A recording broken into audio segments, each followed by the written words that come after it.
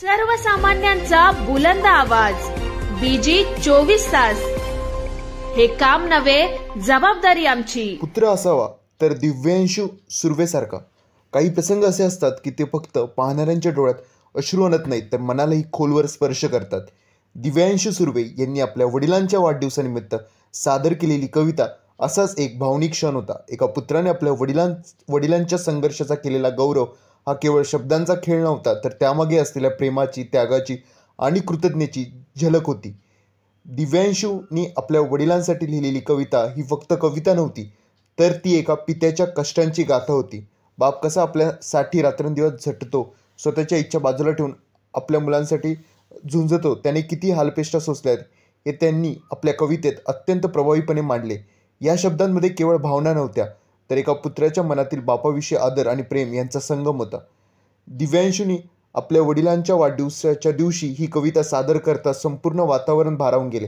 त्यांच्या प्रत्येक ओळीतून कृतज्ञता आणि प्रेमाचा भाव उमटत होता. आई वडिलांसह संपूर्ण उपस्थितांच्या डोळ्यात अश्रू तरळले, त्यांना अश्रू आले. ती फक्त एक कविता नव्हती, तर एका पित्याला त्याच्या मुलाने दिलेला सर्वोच्च सन्मानच होता. वडिलांसाठी मुलगा हा त्यांच्या श्रमाचा आणि त्यागाचा एक सुंदर प्रतिसाद होता. दिव्यांशूने आपल्या वडिलांचा संघर्ष, त्यांची मेहनत आणि त्यांच्या आयुष्यातील धडपड आपल्या शब्दातून अचूक रेखाटली. अशा मुलाकडे पाहून प्रत्येक पित्याने अभिमानाने मान उंच करावी, अशी त्यांची कर्तृत्वगाथा आहे. आजच्या वेगवान युगात आई वडिलांच्या त्यागाची जाणीव ठेवणारे आणि त्यांना मनापासून सन्मान देणारे मूल हेच खरे भाग्यवान असते. दिव्यांशू सुर्वे याने जसे आपल्या आई वडिलांसाठी केले, तसेच प्रत्येकाने आपल्या आई वडिलांसाठी करावे, कारण त्यांच्यासाठी आपला आदर आणि प्रेम हेच त्यांच्यासाठी खरा पुरस्कार आहे.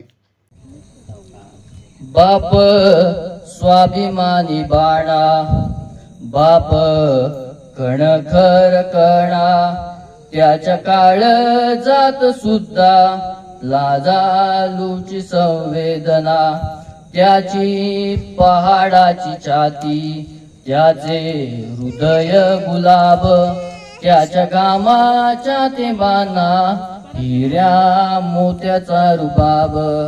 बाप तलवार डाळ, बाप पेटती मशाल, बाप जागतो म्हणून घर झोपते खुशाल. बाप घराचा तो पाया, आई कळस त्यावर, जेव्हा खच तो न पाया तेव्हा कोसळते घर. उलाट डाळी करतो हा बाप फक्त घरासाठी, शिव्या शाप या जगाचे बाप घेतो सारे माती. घर, बायको आणि मुले यांना जगवण्यासाठी बाप होतो वेळा पिसा एका एका पैशासाठी. बाप म्हणजे रे कसा, जसा पाण्यातला मासा, त्याच्या डोळ्यातील तेंब कोणा दिसणार कसा. बाप साठवतो अश्रू वाट पाहत्या क्षणांची, जन्मभराचे रडतो मुले बायको आईसाठी. ज्याने जपले मुलांना तळहाती पाकळ्यात, आशा बापासाठी यावी थोडी आसवे डोळ्यात. बाप तकल्यावरती त्याचा बनावे आधार, नाही उपयोग पुन्हा किती घातले पितर. बाप म्हणजे असे की एक झाडच बोली, बाप म्हणजे रे मुलांची जणू विठू माऊली, जणू विठू माऊली. माझं नाव दिव्यांशू प्रताप सुर्वे. प्रताप सुर्वे हे माझे वडील आहेत आणि आज त्यांचा 50वा वाढदिवस आहे. तर खूप वर्षापासून माझं म्हणणं हे होतं, स्वप्न होतं की 50वा वाढदिवस जोरात करावा. आणि माझी अशी इच्छा असायची की प्रत्येक मुलाने आपल्या वडिलांचं वाढदिवस असेच करावे, कारण ती एक आठवण असते कायम एक स्वरूपी ठेवण्यासाठी. आणि तसं बघायला गेलं तर वडिलांवरती फारसं काही बोललं जात नाही. प्रत्येकजण आपापल्या आईबद्दलच बोलत असतो, आईने केलेले कष्ट वगैरे सर्व बोलत, पण बापाबद्दल काही लिहिलेलं नाही आहे. बाप हा एक बाप बघावं तेव्हा बाप असं बघा तर दुर्लक्षित प्राणी आहे. जेव्हा बघावं तेव्हा त्यांना कधी बघा ते हाडतूडच केले जायचे. तर तू आईशी बोलू नको, आईला हे नको करू, अशा गोष्टी बरेच काही गोष्टी त्यांना भरवल्या जातात. आपापल्या बहिणी भावंडांपासून लांब केलं जातं. तर तसं बघायला गेलं तर असं कोणी करावं नाही, कारण की त्यांचं बाळपणापासूनचं ते असतो. आज आपण 50 वर्ष त्यांना बघत आलो आहे. आज म्हणजे मी त्यांना सर्वजण माझे दावरे सगळे आहेत मित्र, ते 50 वर्ष बघतो. त्यांनाही वाटतं की आपली मैत्री तुटू नये आणि असेच सर्वांनी बड्डे करत राहावे, जसं मी केलं आज तसं. आणि माझ्या वडिलांचा वाढदिवस मी इथेच करायचं ठरवलेलं होतं आणि माझं ते खूप आधीपासूनचं स्वप्न. आणि त्यांना त्या टायमात बुलेट हवी होती, पण ती मला घेता नाही आलेली होती आणि त्यांचं वय उतरत्या वयामध्ये मला ती देता नाही आली. म्हणून आज मी त्यांना फारसं काही देऊ नाही शकलो. 50वा वाढदिवस मी आज इथे गेला आहे. 60वा जाऊन मी परदेशात करेन, हीच माझी आता शेवटची एक इच्छा आहे.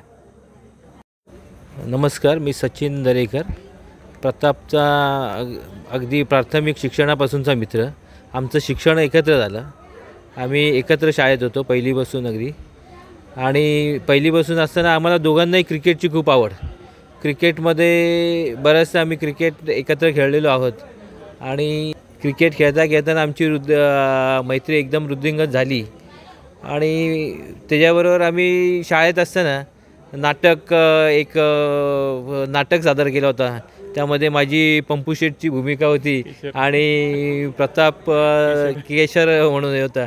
अगदी छान नाटक झालं होतं आणि त्यावेळेला खरोखर सगळ्यांनी वाहवा केली होती. त्यामुळं प्रतापबरोबर जे माझं प्राथमिक, माध्यमिक आणि इतर जे शिक्षण झालं ते आणि त्याचं यश मी जवळून पाहिलेलं आहे.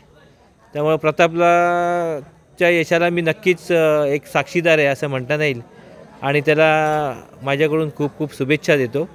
अशी आमची अगदी दोस्ती ही कायमस्वरूपी याची चिरंतर राहील हे मला आश्वासन देतो तो. निश्चित. माझं नाव अमित गाडगे आणि जसं तुम्ही म्हणालात की आमची मैत्री ती 24 ते 25 वर्षाची मैत्री आहे. म्हणजे त्यांचं आज 50वा वाढदिवस इथे साजरा करत असताना आम्हाला अतिशय आनंद होतो आहे आणि अतिशय उत्तम नियोजन आणि त्यामागची संकल्पना जी त्यांच्या मुलांनी राबवलेली आहे ती अतिशय खरंच सुरेख संकल्पना आहे. सगळ्यांनी ती कॉपी करावी अशी संकल्पना आहे. मी खरंच दिव्यांशूलासुद्धा धन्यवाद देतो की मुलगा व्हावा तर असा आणि एवढी छान संकल्पना त्यांनी राबवलेली आहे.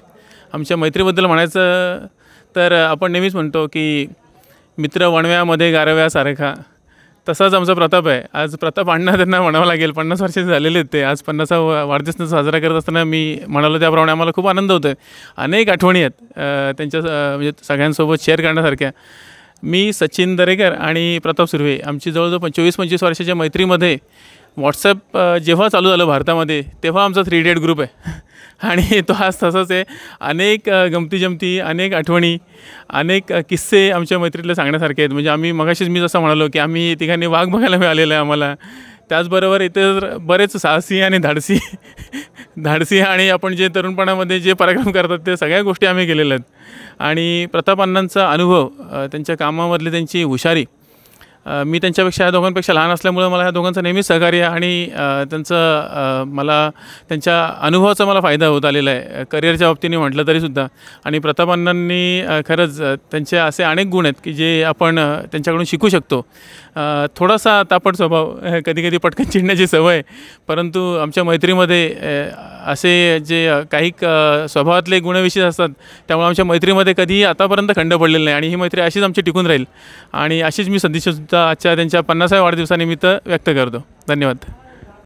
सकाळी 6 वाजताच कर्जतच्या हॉटेल लई भारीमध्ये गजबज सुरू होते. ताज्या पदार्थांच्या सुवासाने परिसर भरून जातो आणि लोकांचा ओघ हळूहळू वाढतच जातो. या हॉटेलची खासियत म्हणजे इथे सकाळी सुरुवातीपासूनच तुम्हाला दर्जेदार नाश्ता मिळतो. मिसळ, वडापाव, इडली सांबर, उत्तप्पा, डोसा, शिरा, उपमा, नाश्त्याचे प्रत्येक प्रकार तुम्हाला येथे मिळेल आणि तेही अगदी ताजेतवाने आणि स्वादिष्ट. जेवणासाठी दुपारी इथे खास व्हेज आणि नॉनव्हेज थालीची सोय आहे. तुमचं जेवण अगदी घरगुती चवीचे वाटावे अशी खास मेहनत इथले शेफ घेतात. मांसाहारी जेवणाचा शौक असेल तर येथे मच्छी थाळी हे खवय्यांसाठी खास आकर्षण आहे. संध्याकाळच्या वेळेस जेव्हा दिवसाचा थकवा जाणवायला लागतो तेव्हा हॉटेल लई भारीमधलं चायनीज कॉर्नर तुमचं मन प्रसन्न करेल. Chicken chilli, chicken Manchurian, chicken 65, veg आणि चिकन हक्का नूडल्स यांसारख्या खास चायनीज पदार्थांनी येथील मेनू सजलेला आहे. या पदार्थांच्या चवीने संध्याकाळ अधिक रंगतदार बनते. जर बिर्याणी तुमच्या हृदयाजवळ असेल तर इथल्या बिर्याणीची चव घेतल्याशिवाय तुम्ही समाधान पावणार नाही. व्हेज, चिकन, मटन प्रत्येक प्रकारची बिर्याणी इथं तुम्हाला मिळेल आणि प्रत्येक खास हा चविष्ट आठवणींनी भरलेला असेल. तुम्हाला घरीच हा स्वाद घ्यायचा असेल तर हॉटेल लय भारी तुमच्यासाठी खास सोय करून देते. 200 रुपयावरील ऑर्डरसाठी मोफत होम डिलिव्हरीची सुविधा आहे.